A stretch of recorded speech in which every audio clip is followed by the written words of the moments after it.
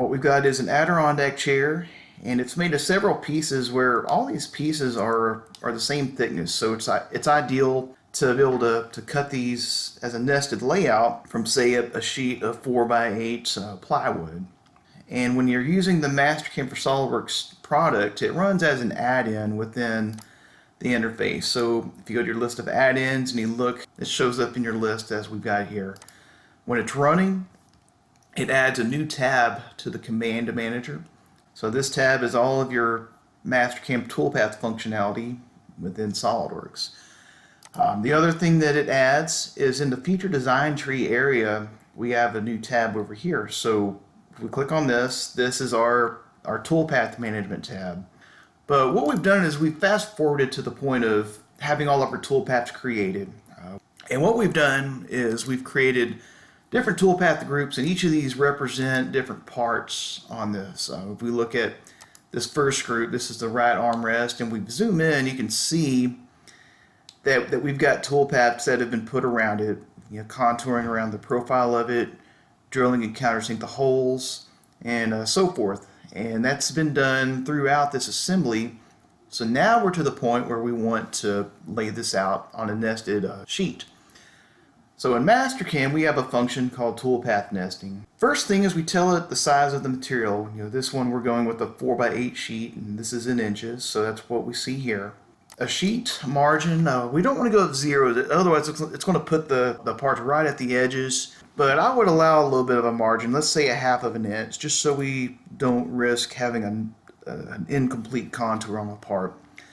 Other things in here is you can tell it if grain direction is an issue on this, and if this one obviously it is, so we'll set our grain is running horizontally across this sheet. Next thing is what parts we're going to add to it. So on my right click menu, we have several options, and notice that I can also add operation clusters from individual files. What that means is that you don't have to have done things the way I've done in this file where it's all within one. If you have several part files, each of them has their own toolpaths in it, you can import those individually. But in our scenario, we're going to just add operation clusters. That means from this file. And I'm going to just start from the first toolpath, and I'll go and shift select the last one so it gets everything in between. And we'll click OK. So when we've done that, it shows in our list all the individual parts that we brought in, shows an outline of it, and the green outline represents the footprint of the toolpath running around, so that takes that into account as it nests this part in. Very handy when you have entry and exit moves that maybe extend beyond the profile and you need that to be factored in. But through these part lists, you can go and assign the grain direction. That one's vertical, this one is horizontal, and I could keep going through the rest of this. Other things is for this arm support, this assembly requires 2 of these, so we'll just change the quantity we're nesting to 2. Next thing is grain direction is vertical. We've got another piece here that requires a quantity of 5 pieces. So we just go through and set things up, get them built as needed, have it all set and ready to go, and then we click the green check, and Mastercam nesting computes the layout. So this is what it's figured for taking care of running this job. So we just simply click the green check, and it takes a few seconds. Internally it's writing out the path to fit within that 4x8 sheet, and we can see a graphic visualization of it back here behind our screen.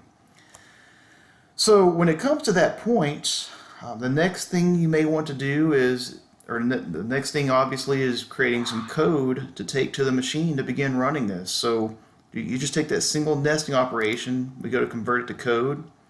First thing it'll ask is where we want to save it. So for saving, this is where you can save it to a flash drive, or if you're networked directly to the machine, you can just choose it out of your list and click the save button.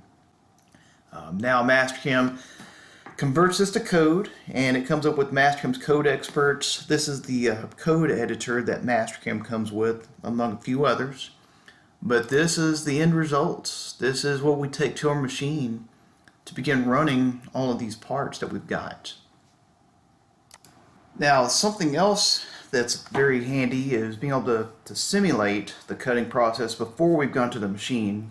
So yes, we've generated some G code, but we may want to be sure we understand what's going to take place in the cutting process. So we have means of graphical backplot. This just gives you a way of running a tool on the screen. Just shows it tracing out what we had seen earlier in the nesting session.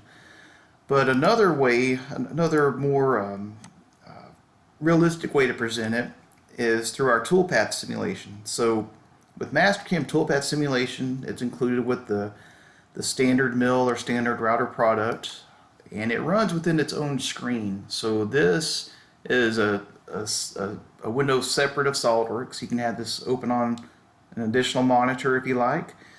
But from this screen, it gives you a move list, which we see over here on the right side of our screen. And there's also a collision reporting tab. And our goal is to see that stay empty. If there's any collisions or anything, it lets you alert you to it before we get to it. It gives us a good estimated runtime based off of all the feeds and speeds and the amount of distance we're cutting and all that stuff. So we can click the green check, or the play button actually, and it just gives you a verification process. It looks like material being cut. Not only do you have verification within this window, but you've also got toolpath simulation on a machine. So if we switch over to the simulation interface, now it shows us on this window, Matt just shows it on a router machine that I've chosen out of the default listing of machines that comes with Mastercam. But when we play this, it gives you a good kinematic representation of the manufacturing process and what's going to take place. Right now I've got it sped up, but obviously you can slow it down if you want to see things in a little bit more detail, not have it move so quickly through it. But after it's all said and done, it just gives you a good chance to see if what you're going to get is the result you're actually after. A big plus with Mastercam is the ability to go back and make changes after you've already created toolpaths, and obviously we've got several pieces here that I skipped. They're turned vertically across the grain when they need to be turned horizontally instead. So no problem. We just simply go back and edit the nesting window that we were just in, brings the settings back just as we'd had it. And from here we can go through and fix the ones that we haven't gotten done yet. So this one here will make it horizontal. Another important thing in all of this is documentation, being able to have the document to give to our shop floor to know what they're running and how many of each, the setup plan and all that kind of thing. So for documentation, if we go back into the nesting, some things we can do here about this. We can go onto our parts sheet and we can tell it to add part labels. And what this will do is it'll put these labels on our nesting layouts. Down at the bottom of the screen, there's a little details button. If we click on that, it brings up our way of creating a report file. So right now we're just using the default nesting report. Click the green check, and I'll point out that these are customizable. But what we've got is a way of documenting, showing the way the parts are going to be laid in. There's more functionality in this than I can possibly show within just 15 minutes. But hope you have a great day.